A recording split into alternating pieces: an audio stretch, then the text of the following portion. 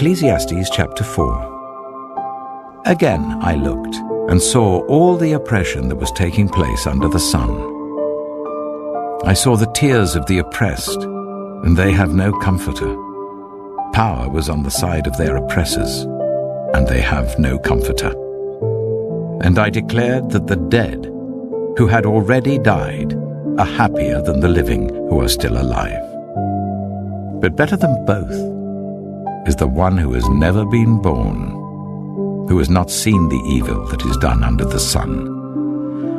And I saw that all toil and achievement spring from one person's envy of another. This too is meaningless, a chasing after the wind. Fools fold their hands and ruin themselves. Better one handful with tranquility than two handfuls with toil and chasing after the wind. Again I saw something meaningless under the sun. There was a man all alone. He had neither son nor brother. There was no end to his toil, yet his eyes were not content with his wealth. For whom am I toiling, he asked, and why am I depriving myself of enjoyment? This too is meaningless, a miserable business. Two are better than one, because they have a good return for their labor. If either of them falls down, one can help the other up. But pity anyone who falls and has no one to help them up. Also, if two lie down together, they will keep warm. But how can one keep warm alone? Though one may be overpowered, two can defend themselves. A cord of 3 strands is not quickly broken. Better a poor but wise youth than an old but foolish king who no longer knows how to heed a warning. The youth may have come from prison to the kingship, or he may have been born in poverty within his kingdom. I saw that all who lived and walked under the sun followed the youth, the king's successor. There was no end to all the people who were before them, but those who came later were not pleased with the successor. This too is meaningless, a chasing after the wind. Job chapter 2. On another day, the angels came to present themselves before the Lord, and Satan also came with them to present himself before him. And the Lord said to Satan, "Where have you come from?" Satan answered the Lord, "From roaming throughout the earth, going to and fro on it." Then the Lord said to Satan, "Have you considered my servant Job? There is no one on earth like him. He is blameless and upright, a man who fears God and shuns evil. And he still maintains his integrity, though you incited me against him to ruin him without any reason." "Skin for skin," Satan replied.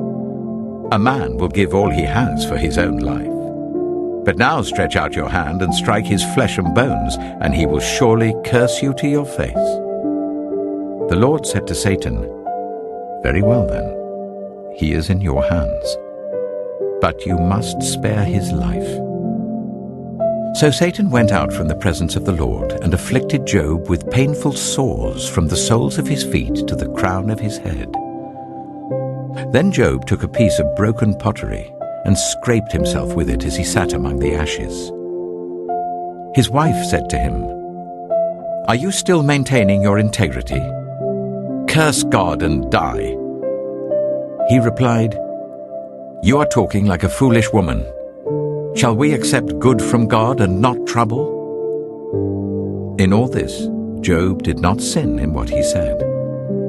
When Job's 3 friends, Eliphaz the Temanite, Bildad the Shuhite, and Zophar the Naamathite, heard about all the troubles that had come upon him, they set out from their homes and met together by agreement to go and sympathize with him and comfort him. When they saw him from a distance, they could hardly recognize him. They began to weep aloud, and they tore their robes and sprinkled dust on their heads. Then they sat on the ground with him for 7 days and 7 nights. No one said a word to him, because they saw how great his suffering was. Proverbs chapter 27. Do not boast about tomorrow, for you do not know what a day may bring. Let someone else praise you, and not your own mouth, an outsider, and not your own lips. Stone is heavy and sand a burden, but a fool's provocation is heavier than both. Anger is cruel and fury overwhelming, but who can stand before jealousy? Better is open rebuke than hidden love. Wounds from a friend can be trusted, but an enemy multiplies kisses. One who is full loathes honey from the comb, but to the hungry, even what is bitter tastes sweet. Like a bird that flees its nest is anyone who flees from home. Perfume and incense bring joy to the heart, and the pleasantness of a friend springs from their heartfelt advice. Do not forsake your friend or a friend of your family, and do not go to your relative's house when disaster strikes you. Better a neighbor nearby than a relative far away. Be wise, my son, and bring joy to my heart. Then I can answer anyone who treats me with contempt. The prudent see danger and take refuge, but the simple keep going and pay the penalty. Take the garment of one who puts up security for a stranger. Hold it in pledge if it is done for an outsider. If anyone loudly blesses their neighbor early in the morning, it will be taken as a curse. A quarrelsome wife is like the dripping of a leaky roof in a rainstorm. Restraining her is like restraining the wind or grasping oil with the hand. As iron sharpens iron, so one person sharpens another. The one who guards a fig tree will eat its fruit, and whoever protects their master will be honored. As water reflects the face, so one's life reflects the heart. Death and destruction are never satisfied, and neither are human eyes. The crucible for silver and the furnace for gold, but people are tested by their praise. Though you grind a fool in a mortar, grinding them like grain with a pestle, you will not remove their folly from them. Be sure you know the condition of your flocks. Give careful attention to your herds, for riches do not endure forever, and a crown is not secure for all generations. When the hay is removed and new growth appears, and the grass from the hills is gathered in, the lambs will provide you with clothing, and the goats with the price of a field. You will have plenty of goat's milk to feed your family and to nourish your female servants. Psalm 133.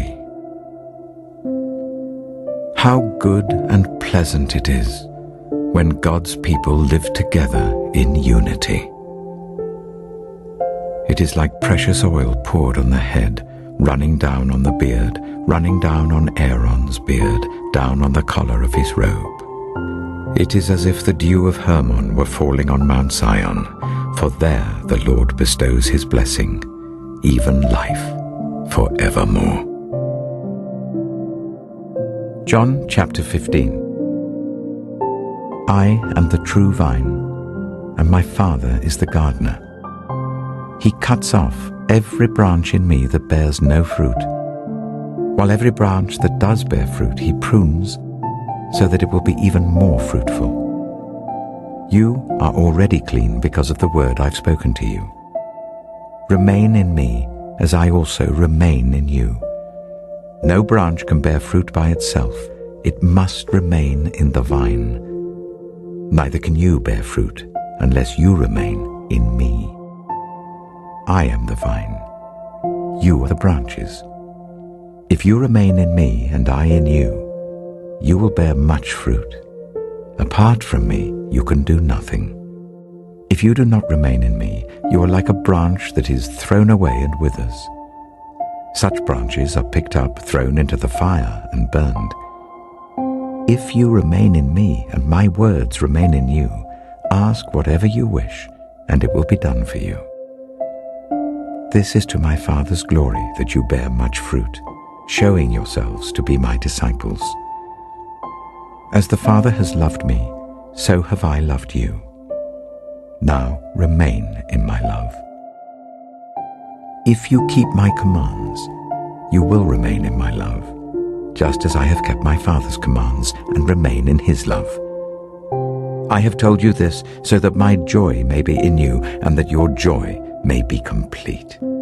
My command is this: love each other as I have loved you.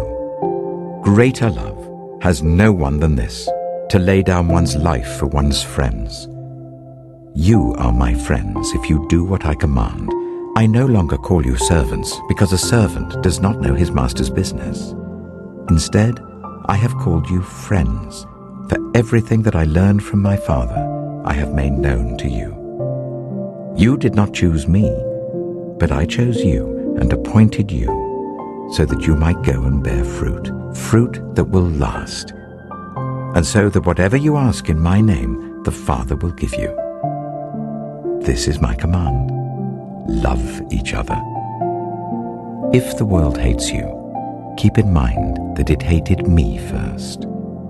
If you belonged to the world, it would love you as its own. As it is, you do not belong to the world, but I have chosen you out of the world. That is why the world hates you. Remember what I told you: a servant is not greater than his master.